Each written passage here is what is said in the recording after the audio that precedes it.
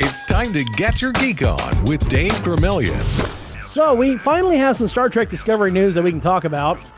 And we do have quite a bit, including, did you see the Enterprise? I did. And I saw the video that they put out on Thursday. Yes, they've decided to completely revamp the old Enterprise, and now it's the new old Enterprise, and it looks all shiny and... Actually, it's the new old Enterprise. It's blue and stuff. It's got lights.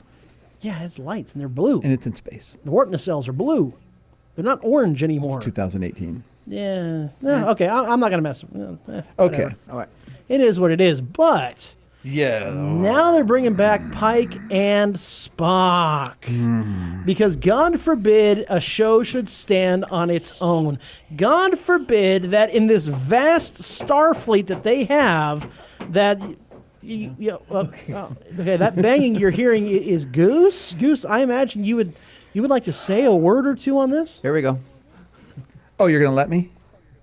You may fire when ready. Okay, look, there's a saying in this world that it's better to keep your mouth shut and make people think you are stupid than open it and prove them right. My big thing with Discovery from the very get-go was this. You want it to take place in the Prime universe, that's fine. You want it to take place 10 years before the original series, that's fine. Keep the Enterprise as far away from the Discovery as you possibly can, because as we all know, Star Trek geeks are not fun when you mess with their canon. You thought Star Wars fans were crazy when you went and destroyed the EU? Oh, dear Lord. Let me tell you, as soon as they talked about mutiny on board the Shinzo, the geeks were there. Well, see, in season 2, episode 5, they said that there was no mutiny in the history of Starfleet, which by the time the season was over, you got through that and everything was fine. But this is 2018, not 1966. So the Enterprise is going to look different because it has to for HD filming and whatnot. You want to do the Enterprise in the books? That's fine.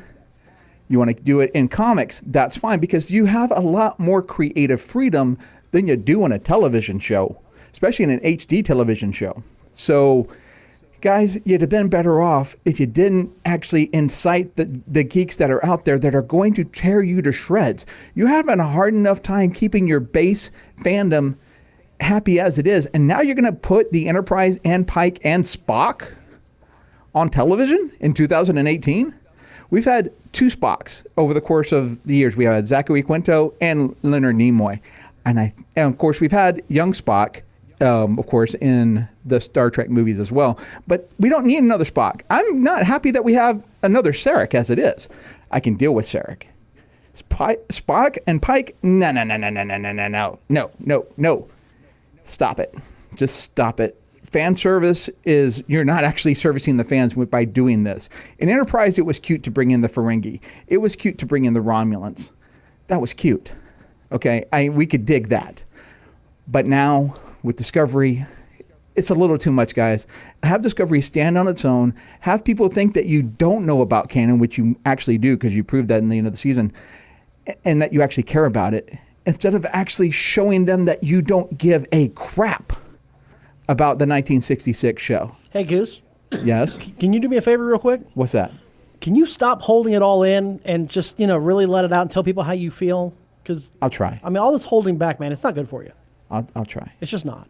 Now, I will say, on the bright spot, the guy who they got to cast as Captain Pike, very good choice. He was the guy who played Black Bolt in Inhumans, which means Inhumans went away.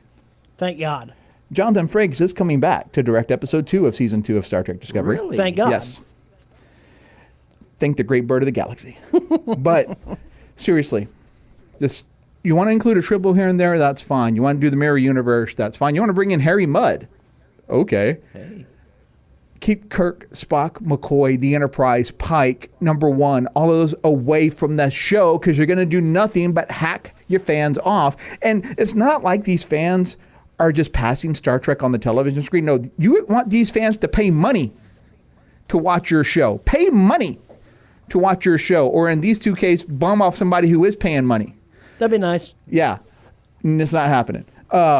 But no, if you want us to pay money to see Star Trek, make it something we want to watch. Make it something that isn't going to insult us by just bringing out the raging nerds in us that want to call you on your crap. Because we want to. We held back because it was okay. But now you're giving us reasons to, and you don't need that in your life right now. Well, alrighty then. Okay, thank you. That also being said, we have some other Star Trek news that came out, including 2 new Trek movies are on the way. Yes. So what do we know about these ones? Very little. Jim Giannopoulos, who is the chairman and CEO of Paramount. Remember, CBS has the show, but Paramount has the movies. Right. And he said that they are teaming up with Skydance, who did the first 3 new Star Trek movies. The Abrams verse. The Abrams verse.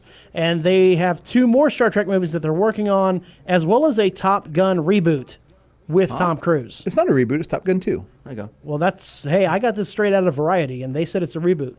Okay, so for the new are these spin-off movies, or is this going to be? No, it's going to be. I think it's going to be actually continuing the story. Okay, good. I mean, it's Star Trek. I mean, you don't have to have the Enterprise. Okay, True. Just like Deep Space Nine, Voyager. So this one not have Kirk or Spock or anyone? I don't know. Okay. Well, now here's something that we also know. Okay. One of these sequels, we don't know which one or how it's going to tie into anything. This is all very, very, very, very recently breaking news. Will be directed by S.J. Clarkson, Yes. who is a director and writer and also a woman. I'm okay with that. Dun, dun, What has she dun. done before? Well, I'm sure we're all dying Because to this know. probably is not like a DCEU issue with getting somebody with no experience whatsoever. She directed episodes of the following series: Collateral, Okay. The Defenders, Ooh. Jessica Jones, There you go. Orange is the New Black, Okay. Hostages, Okay. Bates Motel, Okay. Dexter, Okay. Heroes. Okay. Yeah. Remember Save the Heroes or Cheerleaders? Heroes Reborn? No, Heroes. Okay. And also Life on Mars. Okay. So she Okay, can. she's got some and credibility. she there. has some differentiating things within the genre. Differentiating. Yeah. Shut up. Now, so far, all of these are series as opposed to a motion picture.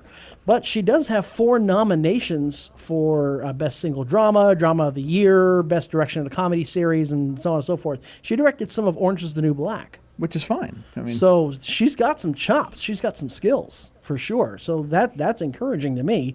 I'm very, very, very happy about that. This is kind of the polar opposite from what the DCEU announced last week when they were going to have a woman writer and director. Yeah, because we know nothing about her. And they hadn't done anything. Right. They literally had not done anything as But at opposed to least this woman. she's got some who's- credentials. She's put in the time. She's proven herself. She's paid her dues, and now she's getting this big time shot. so this could very well be a Voyager movie. It's entirely possible. I can't. Or just its own little spin-off. For all we know, we really, it could be anything at this point. We really don't know anything about it. They did not confirm that Tarantino was going to be working on one of the films, either as a writer, producer, director, or whatever.